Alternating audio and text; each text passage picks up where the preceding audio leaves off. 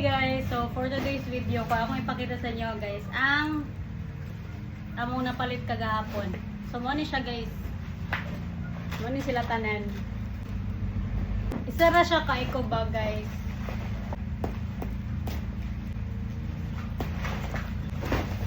Tulo ra siya ka klase. Ano yung first? And na tani nga klase po. Like duha siya ka klase nga red and white. Mito na ko na siya guys sa wedding. Diba si long stem na siya guys, so long stem. Kani nga klase 8. Then kani nga klase guys kay 6.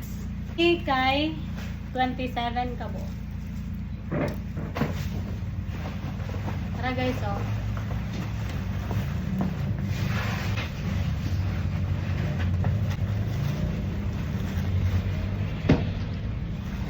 Yung resibo, yung total is 3,724.